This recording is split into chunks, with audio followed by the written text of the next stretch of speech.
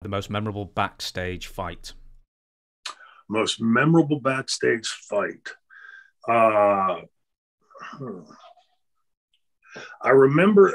I don't remember it coming to fisticuffs, but I remember uh, uh, Dynamite and one of the Rougeaus. Jacques. It was yeah, Jacques. Got into it, and I think it was over like a rib. Like I think he shit in his bag or something. Something like that. And I was the younger guy on the card, so I was an observer to it. There, as far as backstage, the most astounding thing I'd ever seen with one of the guys was we had gone to a bar in East St. Louis. This is in my 1990-91 run with WWF. And after the show, we'd all gone over to this bar in East St. Louis, which is the same neck of woods where all that rioting and stuff happened a few years ago.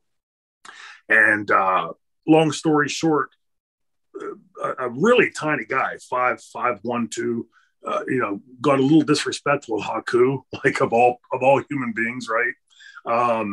And me and Boss Man and Perfect had gone over together.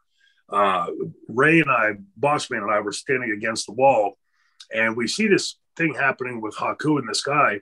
Haku comes up out of his chair, like after an hour of this guy just keep bugging with him. Comes up and he grabs that move. I always thought that move was a wrestling move. He grabs this guy, and the guy goes stiff as a board. And as if somebody flipped a light switch, chairs and tables start flying and bottles. And Ray grabs me, gigantic Boss Man, pushed me against the wall. And he had that little kid's voice, goes, "Let's get out of here." And we're sliding down the wall.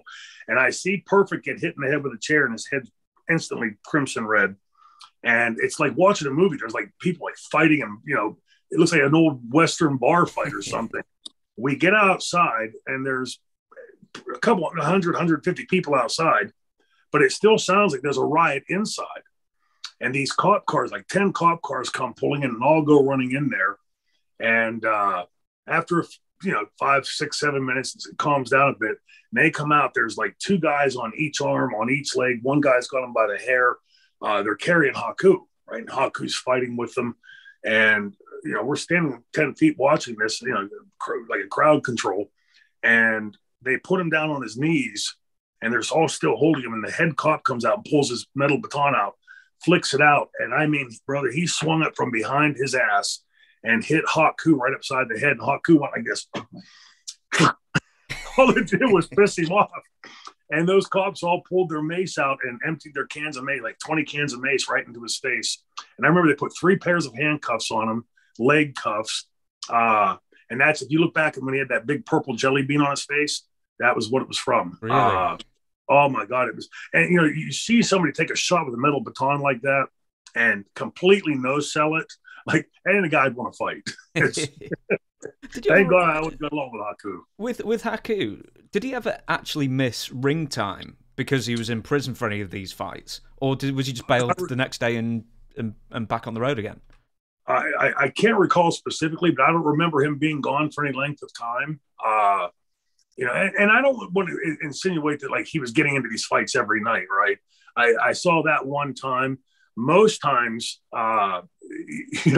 people wouldn't fool with him, right? Because you just tell, like, and looking at anybody in the business knew, like, hey, don't pull those guys. But also just sweetheart guys. Barbarian, him, just really, really nice guys. The kind of guys you want to have on your side if you get into a fight, right?